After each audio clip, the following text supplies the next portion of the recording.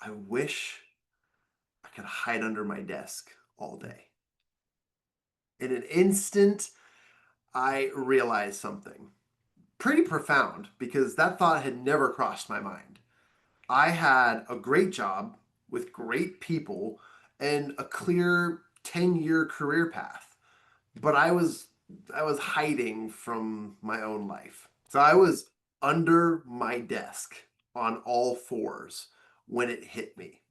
Not metaphorically, like literally, I had dropped my pen and bent down to grab it and thought out loud, I wish I could hide under my desk all day. In an instant, I realized something pretty profound because that thought had never crossed my mind. I had a great job with great people and a clear 10-year career path, but I was hiding from my own life. And if you've ever felt stuck in a job or a relationship or a routine that looked good on paper but felt wrong in your soul, you know exactly what I mean. So that same pen that rolled under my desk actually became the pen I used to write my resignation letter that same day. No other job was lined up. I had no backup plan, just one stubborn thought. I'm meant for something else. A few weeks earlier, I had stumbled into my very first mastermind meeting. Just a small boardroom in Salt Lake City. It was awesome. But it wasn't like any other meeting I'd ever attended. There was this awesome energy. The ideas were profound. Accountability from relationship to relationship. People who cared enough to tell you the truth and cheer you on at the same time. I remember thinking, oh man, this is where I'm supposed to be. There was just one problem. It was a pretty high level mastermind, therefore, it cost $500 a month. And I remember just one thing. I had just quit my job, but I was persistent.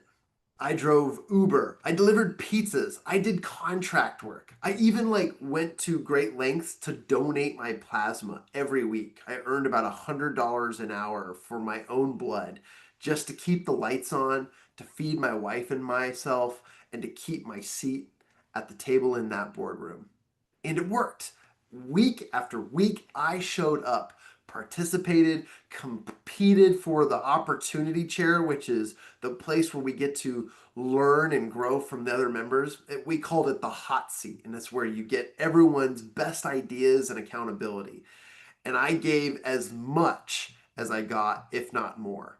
Persistence isn't just about showing up for yourself, it's about showing up for others. So, in that mastermind, I watched incredible things happen. A concierge suit tailor tripled his clients in just 3 months. An Etsy seller of synthetic dreadlocks went viral worldwide. A health coach lost 90 pounds and built a thriving coaching business around his transformation. Also, an 18-year-old drone photographer went from scooping ice cream on Friday nights to making six figures in real estate photography. And that's just a few of the examples in this small boardroom. But here's the thing, none of them did it alone. They did it with persistence, yes, but also with the people who believed in them when they were tired of believing when they were tired of believing in themselves. Okay, sometimes we need the camaraderie of others to amplify our own persistence. Napoleon Hill called it a spirit of harmony in the mastermind. That's where two or more people gathered with a definite purpose, willing to share openly and support each other without reservation. That's a true mastermind, in my opinion.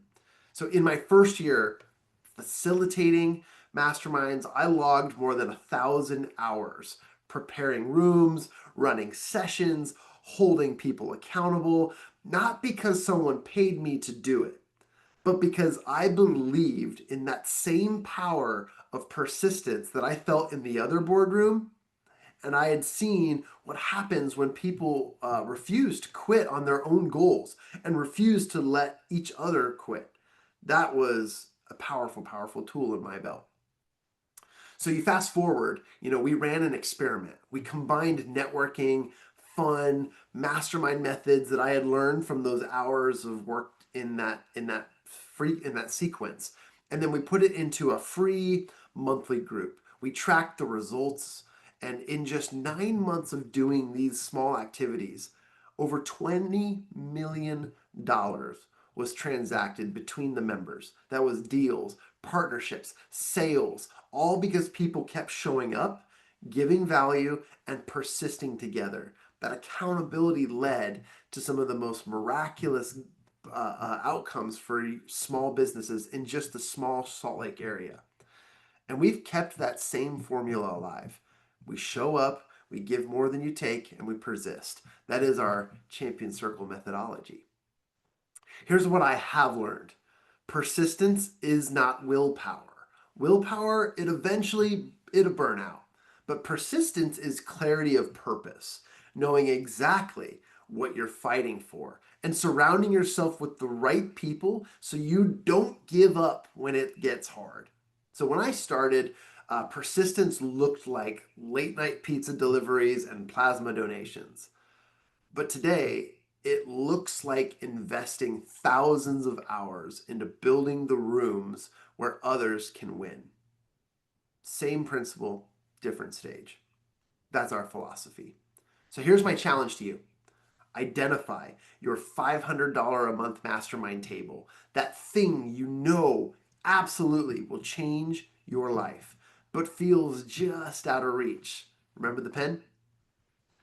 And then commit to it with everything you have. Give all that you can give.